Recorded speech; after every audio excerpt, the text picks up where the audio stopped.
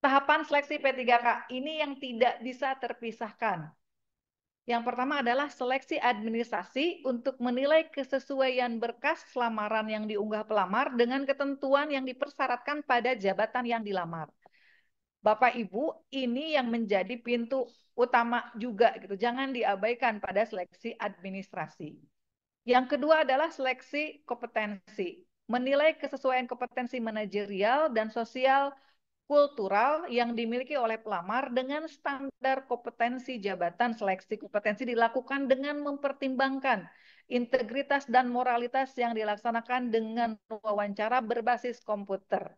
Jadi Bapak Ibu, yang namanya supaya datanya terkunci di pusat, dua seleksi ini harus dilalui. Bagaimana supaya dua seleksi ini dilalui? Maka seleksi administrasinya harus lolos dulu. Ya, karena tadi di aturan di Kemenpan nomor 347 itu bahasanya adalah seluruh tahapan seleksi. Nggak bisa administrasi aja, tapi harus semua seleksinya diikuti. Seleksi administrasi yang dimaksud oleh Panselda yaitu yang pertama dengan tahapan membuat akun, yang kedua melengkapi biodata, yang ketiga memilih jenis seleksi, yang keempat mendaftar formasi, yang kelima pengisian riwayat pekerjaan, yang keenam mengunggah dokumen, dan yang ketujuh resume. Bapak Ibu kami ingatkan pada saat memilih jenis seleksi, nanti akan muncul pilihan seleksi CPNS dan CP3K. Bapak Ibu nanti silakan memilih untuk formasi CP3K. Bagi Bapak Ibu yang sudah masuk ke portal SSCNBKN pada saat membuat akun, mohon Bapak Ibu pengawas bisa menyarankan kepada seluruh non-ASN terlebih dahulu harus mendownload buku petunjuknya. Sebelum yang bersangkutan mendaftar, kami sarankan buku petunjuk yang ada di portal SSCNBKN untuk didownload terlebih dahulu. Pastikan semua yang akan melamar memegang buku panduan itu.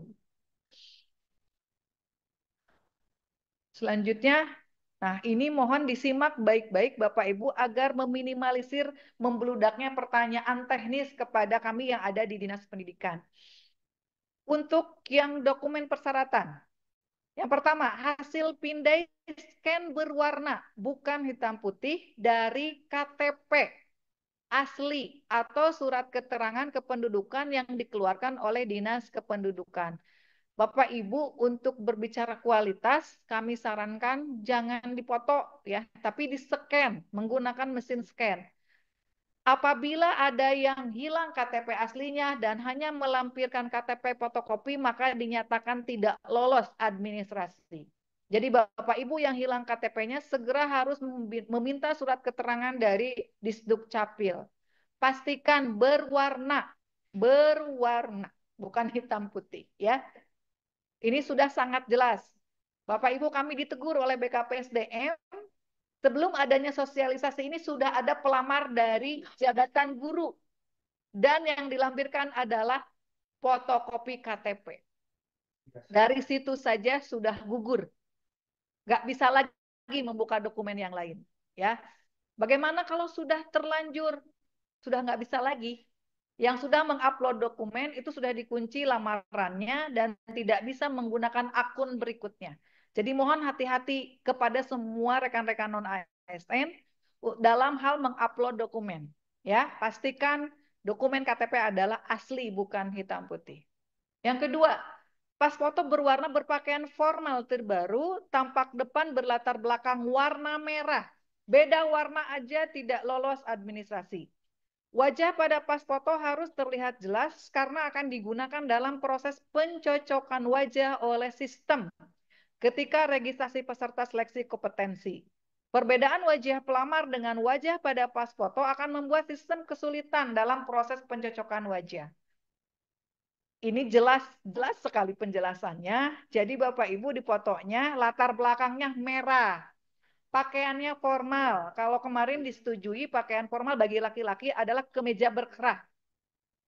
Terbaru. Kenapa harus terbaru? Karena nanti pada saat seleksi kompetensi, itu pindainya itu bukan melihat wajah orangnya dengan KTP, tapi wajah yang ada di pas foto ini dengan sistem KTP yang dilamar. di portal SSCNBKN ini. Ya, jadi Pak, mohon dipahami, bikin fotonya yang terbaru, di situ ada petunjuk tentang ukuran fotonya dan lain sebagainya, juga ukuran yang harus diupload. Jangan keluar dari ketentuan teknis, dan kalau keluar dari ketentuan teknis udah pasti tidak lolos administrasi. Jangan menggunakan kaos untuk bapak-bapak. Kaos itu bukan pakaian formal. Berikutnya hasil pindai scan berwarna dari surat lamaran yang sudah ditandatangani dan dibubuhi materai sesuai dengan format pada tautan ini. Bapak Ibu, nanti paparan ini akan kita sebarkan. Bapak Ibu tinggal klik, dan ini adalah bentuk surat lamaran yang sudah disediakan oleh Panselda. Silakan Pak Dasep untuk ditampilkan. Bentuk surat lamaran ini bukan ditulis tangan. Sekali lagi, bukan ditulis tangan, bukan diisi dengan tulisan tangan, tetapi diketik ulang secara utuh. Bapak Ibu yang Zoom-nya ngobrol, nanti kalau ada yang nanya, saya nggak bisa menjelaskan. Nanti saya akan mengarahkan kepada mereka yang ikut Zoom ya. Mohon disimak ya Bapak Ibu, karena terus terang ini momennya penting gitu ya. Ini surat lamaran sekali lagi tidak ditulis tangan, tapi diketik. Diketik ulang, diisi, diketik, bukan di tulisan tangan yang di format kosongnya. Kalau pokoknya ada tulisan tangan, udah gugur. Ya, ini harus diketik ulang dan nanti di scan-nya asli berwarna. Dari mana ketahuan asli berwarnanya? Dari tanda tangan dan materai. Ya, mohon disimak untuk dokumen yang dilampirkan. Apabila di Bapak Ibu pada saat melamar, kita fokus langsung ke nomor 8. Apabila ada dokumen lainnya sesuai ketentuan harus melampirkan sertifikat, maka poin 8 ini disertakan. Tapi jika di formasi Bapak dan Ibu tidak perlu menyertakan dokumen sertifikat dan STR, maka ini silahkan dikeluarkan dari format. Ya, Bapak Ibu, lamaran yang dibuat oleh Bapak Ibu, poinnya itu sesuai dengan yang dilampirkan. Kalau poin 8 tidak melampirkan sesuai dengan formasi, jangan dibubuhkan di sini. Ya, Bapak Ibu, mohon nanti dibantu rekan-rekannya apabila ada yang saat ini jaringannya jelek dan sebagainya, diingatkan, lamaran ini bisa berubah format khusus untuk yang poin 8 saja. Yang lainnya semua pasti sama, ya. Kalau yang di lamarannya membutuhkan sertifikat, silahkan poin 8 ini dicantumkan. Soal materai nanti kita belakangan dibahas. Selanjutnya, setelah Bapak Ibu membuat lamaran diketik utuh dan sudah dibubuhi tanda tangan, Bapak Ibu kemudian melampirkan dokumen berikutnya. Dokumen yang diminta berikutnya adalah, di mana ini? Ke e-materai bukan? Bukan. Berikutnya adalah hasil pindai scan berwarna dari ijazah asli sesuai kualifikasi pendidikan. Jika terjadi penamaan program studi berbeda dengan kualifikasi pendidikan pada persyaratan pendaftaran, wajib menyertakan surat keterangan dari dekan atau wakil dekan. Bagi lulusan perguruan tinggi luar negeri, wajib melampirkan ijazah yang telah disetarakan oleh kementerian. Misalnya ijazahnya LC atau apa, itu harus ada keterangan dari kementerian. Nah, untuk ijazah ini tidak berlaku bagi mereka yang ijazahnya fotokopi legalisir, itu dinyatakan tidak bisa diterima atau tidak lolos. Semuanya harus ijazah asli. Ijazah asli yang dibuktikan dengan berwarna dan di-scan dengan jelas. Nomor seri ijazahnya terbaca dengan jelas. Ya. Kalau ijazahnya SMA pun sama. Itu berlaku harus berwarna, ya. Poin ini ijazah saja, belum ke transkrip ya. Poin ini adalah ijazah. Nanti yang ada lagi di belakang. Nah, ini. Itu ijazah ya Bapak dan Ibu. Tidak berlaku juga surat keterangan lulus. Itu nggak bisa. Jadi yang namanya ijazah udah penijazah. Bukan surat lulus, bukan fotokopi, tapi ijazah asli. Berikutnya adalah hasil pindai dari daftar nilai asli bagi lulusan SMP atau SMA sederajat, atau transkrip nilai asli bagi lulusan perguruan tinggi. Nah, kalau transkrip di perguruan tinggi itu kan jelas terpisah. Tapi kalau SMA itu yang ada di belakang ijazah. Sekali lagi, untuk yang SMA, SMP, nilai ini adalah yang berada di belakang ijazah, lampiran belakang. Bukan SHUN, bukan nilai rapot, tapi nilai yang ada di belakang ijazahnya. Jelas ya, Bapak Ibu? Untuk nilai yang dilampirkan itu adalah yang ada di belakang ijazah, bukan yang dari SHUN, bukan. Tapi di belakangnya. Berikutnya adalah scan berwarna surat pernyataan 5 poin yang sudah ditandatangani dan dibubuhi materai sesuai dengan format pada tautan ini. Tautannya dibuka, diklik, akan muncul surat pernyataan 5 poin. Kami juga ditegur oleh BKPSDM, ada pelamar dari guru menggunakan format tahun 2023. Bapak Ibu, aturan pengadaan ASN setiap tahunnya itu dinamis. Jangan pakai format tahun 2023, pakainya yang ini yang berlaku. Gimana dengan yang sudah terlanjur melamar dan formatnya salah? Kami sudah ingatkan, itu sudah tidak lagi menjadi ranah kami, itu menjadi ranahnya Panselda. Ini formatnya pakai yang ini, sekali lagi, bukan ditulis tangan, tapi diketik. Semuanya diketik ulang, bukan ditulis tangan. Ini sudah ada 5 poinnya, sudah tidak perlu ada yang dipertanyakan. Soal materai nanti kita akan bahas. Berikutnya, setelah Bapak dan Ibu tadi sudah memegang beberapa poin ya, surat lamaran, KTP, nilai, kemudian barusan itu 5 poin pernyataan gitu ya.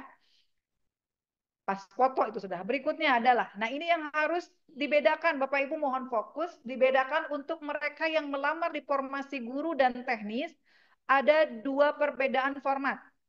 Ya. Yang pertama, khusus untuk yang melamar teknis dulu di luar guru, adalah scan berwarna surat keterangan bekerja di bidang kerja yang relevan yang ditandatangani oleh pimpinan unit kerja.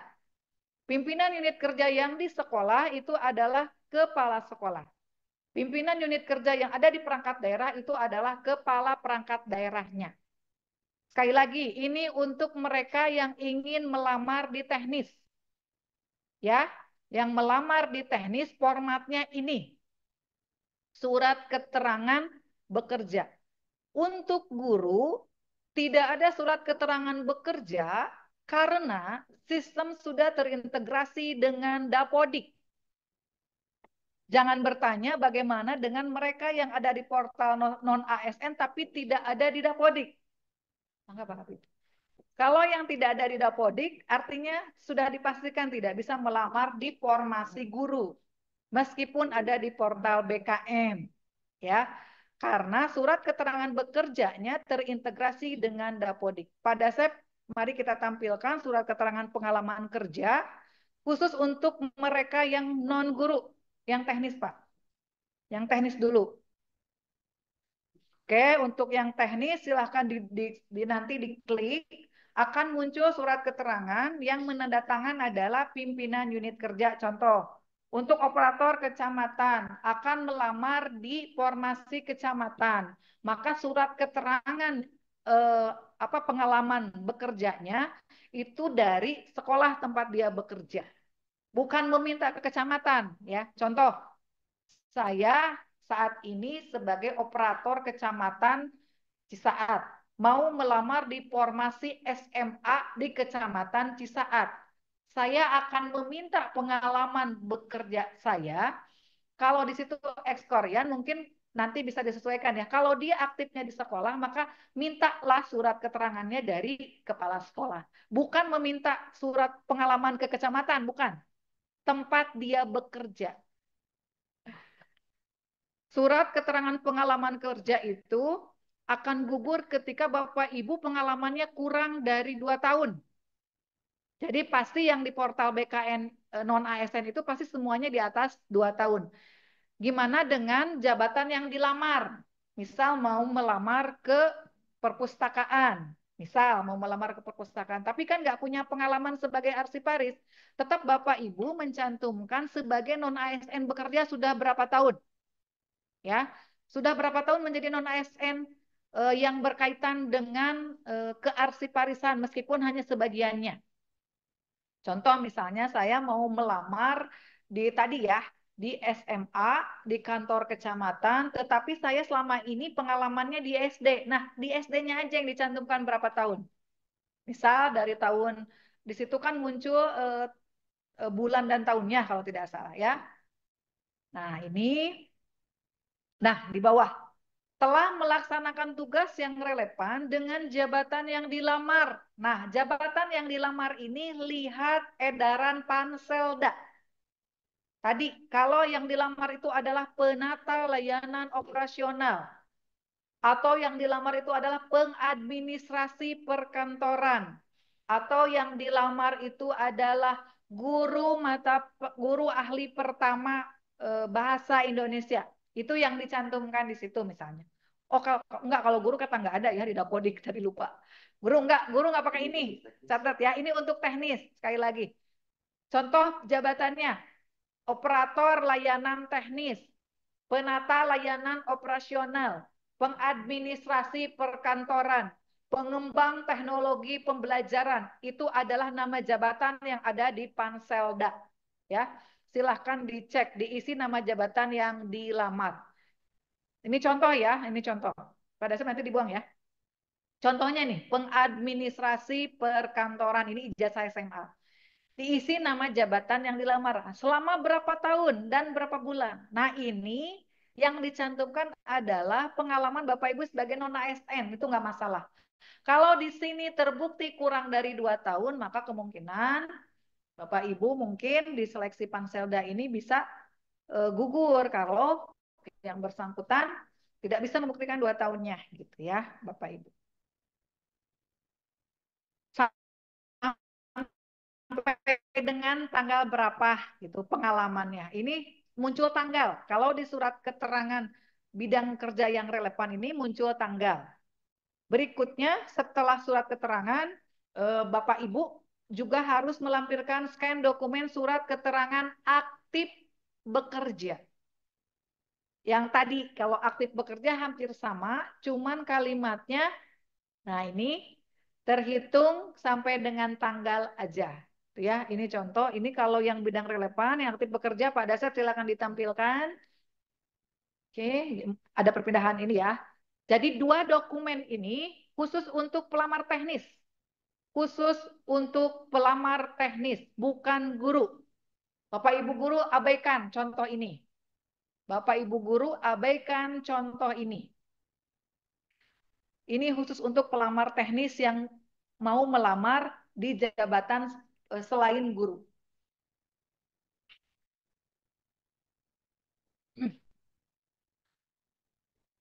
Oke. Bagaimana surat keterangan aktif untuk guru? Ini yang aktif yang teknis dulu ya.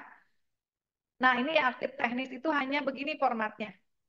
Hop sekolah hanya mencantumkan TMT tanggal sampai dengan saat ini. Nah, ini bedanya ya. Kalau di surat keterangan pengalaman bekerja itu harus ada awal dan akhir tanggal bulan tahunnya. Tapi kalau di aktif itu hanya awalnya aja yang diketik sampai dengan saat ini. Ini sekali lagi prinsipnya, satu diketik ulang, kedua kemudian berlaku hanya untuk teknis, lamaran tenaga teknis, tidak berlaku untuk guru. Yang ketiga, nanti berbeda formatnya dengan guru, gitu ya. Cukup ya untuk tenaga teknis. Ini khusus teknis. Untuk teknis. Untuk guru mangga, ini sudah dilampirkan formatnya dari BKN. Untuk guru, surat keterangan aktif bekerja sudah disediakan formnya oleh BKN dan ini memang menyusul. Baru diberikan pada hari Selasa. Ada perbedaan signifikan di mana di bagian bawah tidak mencantumkan materai. Kita ikut aja. Ini contoh yang sudah diberikan oleh format BKN senasional. Ya, ini contoh surat keterangan aktif untuk guru. Nanti kita akan sampaikan semua format ini. Lanjut Pak, setelah kita punya surat keterangan aktif dan surat keterangan pengalaman bekerja, apalagi dokumen lamaran yang harus disiapkan? Sudah ya hasil pindai. Hasil pindai dari dokumen pendukung. Nah ini kalau di lamaran yang dilamar oleh yang bersangkutan mempersyaratkan. Ya, ada pelamar disabilitas, kemudian sertifikat. Oh iya, kalau nggak punya nomor 8-nya dihapus. Kalau di nomor 8-nya dicantumkan, maka persyaratannya juga harus dicantumkan. Terakhir Pak Dasep, terakhir ya, yang tambahan kan belum materai. Oke, nah ini aturan penggunaan materai. Pertama, pelamar diperkenankan untuk menggunakan materai elektronik atau e-materai maupun materai konvensional, materai tempel pada dokumen unggahan lamaran, surat pernyataan 5 poin, surat keterangan bekerja, dan surat keterangan aktif bekerja. Ini ada 4 ya, lamaran, pernyataan 5 poin, pekerjaan yang relevan, dan surat keterangan aktif. Ini untuk tenaga teknis ya. Kalau untuk guru berarti cuma 3. Dan dua, karena yang satu nggak pakai materai tadi dari BKN-nya. Kedua, pelamar menggunakan e-materai, maka dokumen ditandatangan terlebih dahulu, selanjutnya dibubuhi e-materai dengan posisi e-materai tidak menutupi tanda tangan. Apabila pelamar menggunakan materai tempel, tanda tangan dibubuhkan sebagian. Nah ini dipahami ya Bapak Ibu.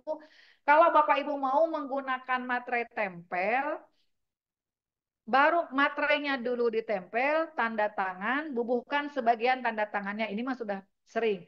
Tapi kalau e-materai sebaliknya, yaitu tanda tangan dulu, baru dibubuhi e-materai, dan tanda tangan tidak boleh tertutup oleh e-materai.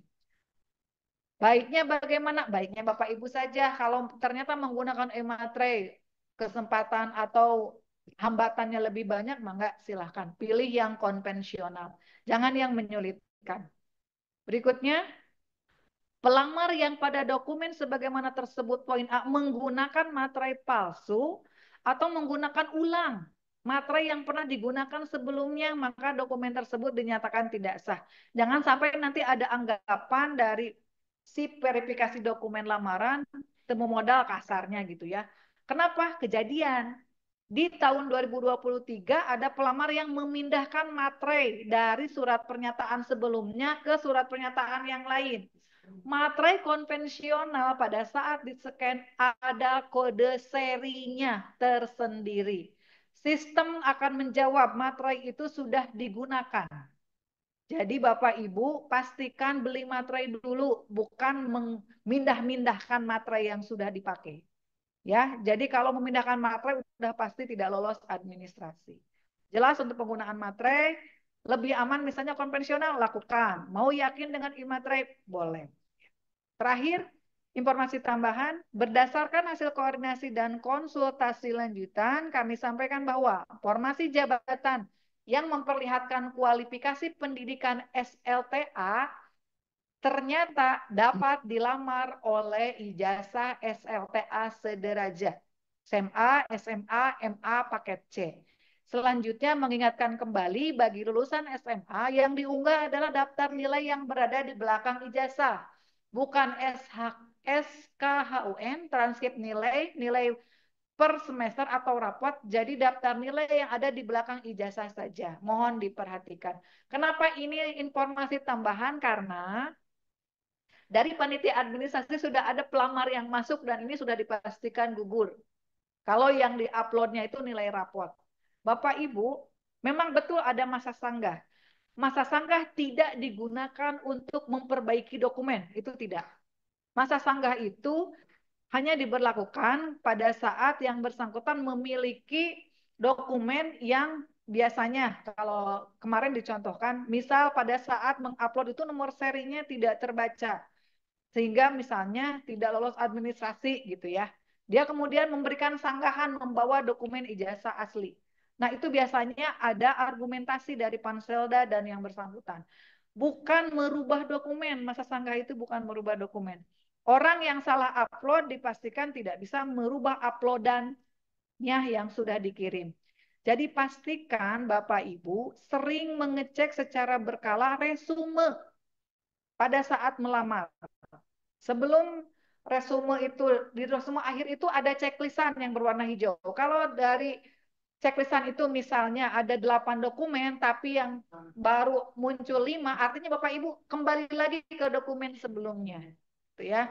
Jadi Bapak Ibu pastikan seluruh tahapan ini diikuti dengan benar, meyakinkan diri bahwa Bapak Ibu sesuai dengan ketentuan. Karena ini kesempatan, sekali lagi, kami khawatir sesuai dengan informasi dari BKPSDM, semua disarankan untuk mengikuti seleksi ini agar mengunci data Bapak dan Ibu untuk menjadi CASN P3K paruh waktu. Jadi kalau tidak, kenapa sih formasinya dari kita butuh 8.000 yang turun hanya 1.000 kan tadi ya? Ada kemampuan daerah yang dihitung untuk membayar gaji. Seleksinya oleh pusat, dibayar gajinya oleh daerah. Daerah udah berhitung untuk bisa membayar gaji P3K tahun ini ada berada di angka sesuai dengan formasi yang sudah diedarkan.